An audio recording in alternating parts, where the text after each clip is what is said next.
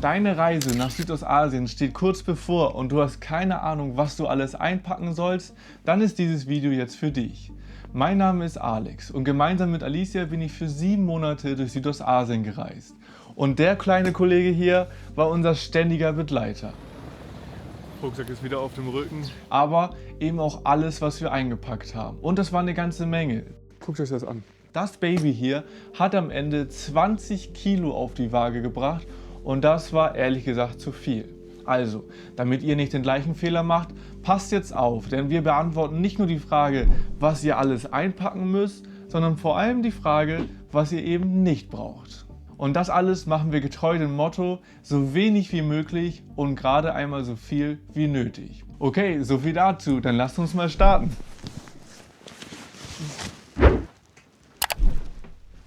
Rucksack und Taschen.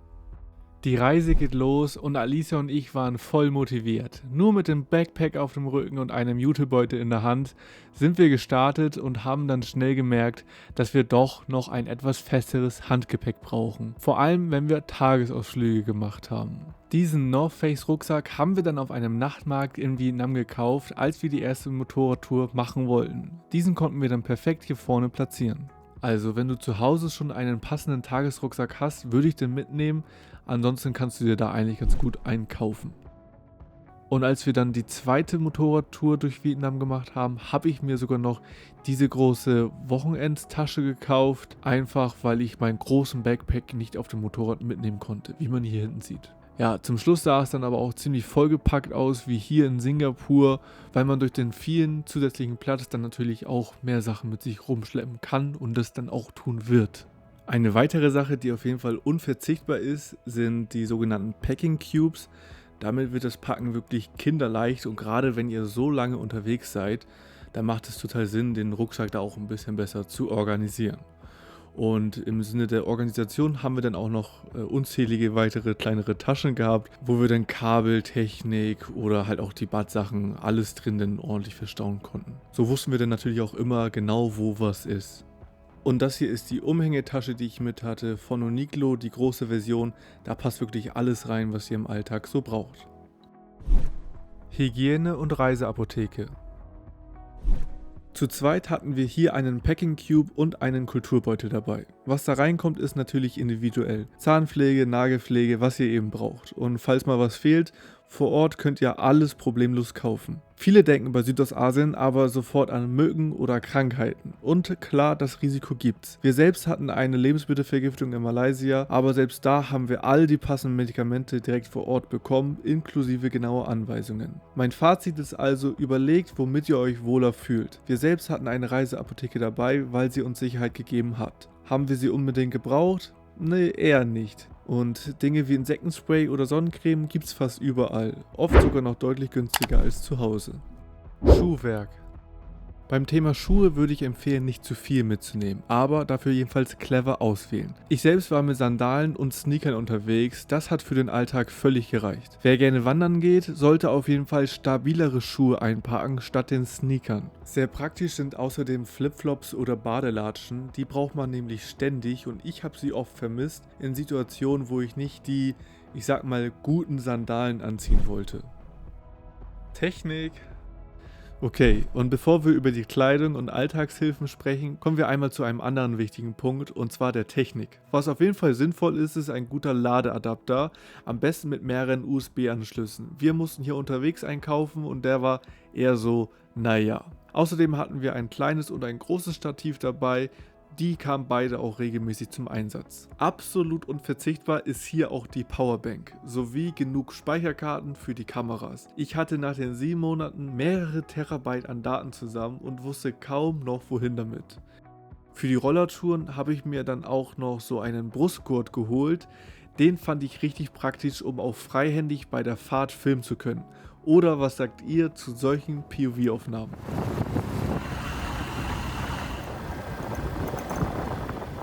Naja, und jetzt kommen wir zu meinem größten Fehler. Denn ich habe wirklich 7 Monate lang meine Kamera mitgeschleppt, mit der ich am Ende nur 3 Fotos gemacht habe. Aber man lernt ja draus, die Kamera ist bereits verkauft, denn ich habe mir unterwegs ja auch noch den Osmo Pocket 3 zugelegt, sowie das passende Mikrofon Mic Mini von DJI. Und das ist zusammen wirklich der optimale Reisebegleiter, wenn du deine Videos vloggen oder filmen möchtest.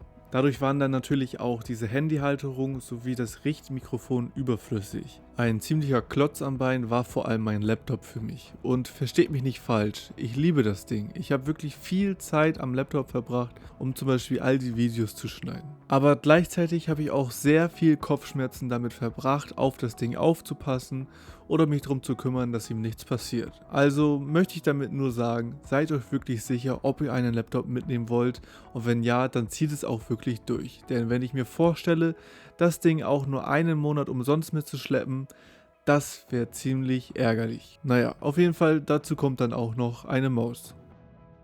Schlussendlich kommt bei all der Technik dann aber auch noch ein gewaltiger Haufen an Ladekabeln dazu, den ich vermutlich hätte halbieren können und auch sollen.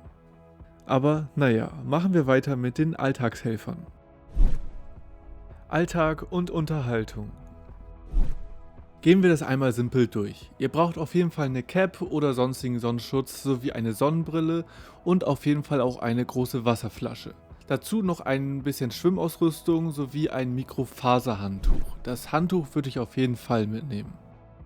Da ich kein Fan vom Kindle bin, habe ich mir die Bücher einfach analog zugelegt. Naja, das muss natürlich jeder selbst wissen. Auf jeden Fall sollte ein Kartenspiel dabei sein und für Paare empfehle ich auch ein Game wie dieses hier. Denn wenn ihr so viel Zeit miteinander verbringt, dann könnt ihr hiermit auch noch viel mehr übereinander lernen.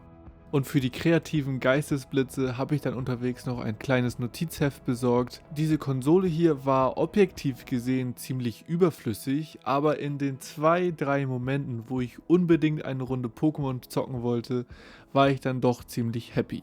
Erneut, das musst du natürlich selber wissen, ob du das immer mit dir rumtragen möchtest. Musik haben wir immer mal wieder gehört, aber deutlich weniger als ursprünglich gedacht. Ein absoluter Traum für uns war die Schlafmaske, gerade an langen Reisetagen oder wenn die Unterkunft mal nicht so gut gegen die Sonne geschützt ist, konnte man mit der Schlafmaske eigentlich immer gut schlafen. Ach ja, und wo wir eben schon beim Thema Schwitzen waren, wir sind relativ altmodisch und haben hier einen Fächer dabei gehabt. Der hat aber auch den Vorteil, dass er deutlich leichter ist als die elektrischen Alternativen. Aber den hatte ich eigentlich immer mit dabei. Was haben wir noch? Wir haben ein Taschenmesser, eine Kopflampe, ein Insektenstich, Verbrenner, glaube ich, Brillenputztuch und ein Schloss. Nie gebraucht, immer gebraucht, immer gebraucht, nie gebraucht, nie gebraucht, immer mal wieder gebraucht. Und ein AirTag, den hatte ich immer im Backpack, gerade wenn wir geflogen sind oder ähnliches, um den im Notfall zu orten. Nie gebraucht, aber gut gewesen, den dabei zu haben. Dokumente und Finanzen. Du solltest die wichtigen Dokumente immer im Original dabei haben, aber macht unbedingt auch Kopien und verteilt die auf eure Gepäckstücke. Wenn ihr zu zweit seid, verteilt sie auch jeweils auf das andere Gepäckstück. Neben dem Reisepass und Führerschein lohnt sich natürlich auch der internationale Führerschein, wenn ihr Roller oder Autos mieten wollt. Einen Impfpass hatten wir zum Beispiel gar nicht mehr mit dabei, den hat auch nie jemand sehen wollen. Beim Geld haben wir es so gemacht. Bargeld immer aufgeteilt, damit nicht alles auf einmal weg sein kann. Dazu hatten wir 2 verschiedene Kreditkarten und das war echt Gold wert, denn manchmal hat nur Alicias Karte funktioniert und manchmal nur meine. Unnützes. 3 am unnötigsten, was ich mitgenommen habe, gehört, ist hier eine Luftmatratze. Habe ich nur für eine einzige Nacht mit dabei gehabt, die wir in Oslo am Flughafen verbracht haben. Da war die auf jeden Fall hilfreich, ansonsten ziemlich überflüssig. Kleidung. Ja, und als wir gerade aus Südostasien wieder zurückgekommen sind, wollten wir natürlich die ganze Wäsche erstmal in die Waschmaschine schmeißen. Und da habe ich leider nicht dran gedacht, das alles nochmal zu filmen. Das hättet ihr vermutlich auch nicht gewollt. Deswegen blende ich jetzt hier nochmal eine Liste ein, was wir alles mit hatten zum Tragen. Da sind auf jeden Fall ein paar Änderungen mit dabei. Ein paar Sachen habe ich wirklich monatelang mit mir rumgeschleppt und nicht ein einziges Mal getragen. Das ist sehr ärgerlich. Auf der anderen Seite wurde es später, als wir dann noch China erkundet haben, ziemlich kalt. Es ist auch immer noch arschkalt hier. Und auch als wir durch Vietnam gereist sind, haben wir oft mit dem Wetter zu kämpfen gehabt, dass ich da auf jeden Fall auch ein paar andere Dinge mitnehmen würde, wenn ich wüsste, dass ich in diese Jahreszeiten dort in der Ecke komme. Unser Fazit. Und all das war wirklich hier in unserem Rucksack drin. Ich kann es selbst kaum fassen. Wir können ja gerne mal in den Kommentaren diskutieren, ob wir unser Motto erfolgreich eingehalten haben. So wenig wie möglich, aber so viel wie nötig. Falls deine Reise nach Südostasien jetzt kurz bevorsteht, dann wünsche ich dir auf jeden Fall sehr viel Spaß. Genieß es und falls ihr mich und mein Herzensprojekt YouTube unterstützen wollt, dann lasst auch gerne ein Like da und noch ein Abo, um nichts von den folgenden Abenteuern zu verpassen. Dann sehen wir uns auch beim nächsten Mal wieder. Bis dahin, ciao! Bonusmaterial. Der ganze Bereich hier ist natürlich nur nice to have. Das sind alles Mitbringsel, die wir unterwegs gesammelt haben. Ein paar Geschenke noch, Figuren, Tee, hier ein paar lustige Sachen von einem Tempel in Thailand. Das mit Abstand speziellste Andenken ist, und zwar von der Rollertour mit Alicia durch komplett Vietnam. Da kam es das ein oder andere zur Situation, dass man einen Platten hatte. Und das hier war zum Beispiel einmal der Auslöser für diesen Platten, der erste tatsächlich auch. Steckte bei Alicia einfach im Vorderreifen. Hier haben wir noch Klamotten. Das hier ist, glaube ich, das Interessanteste dabei. Da haben wir uns in Vietnam Klamotten schneiden lassen. Alicia ein Kleid und ich ein Hemd. Und hier noch ein Einstecktuch. Sehr schick. Und uns noch T-Shirts, Hemden aus Südkorea jetzt.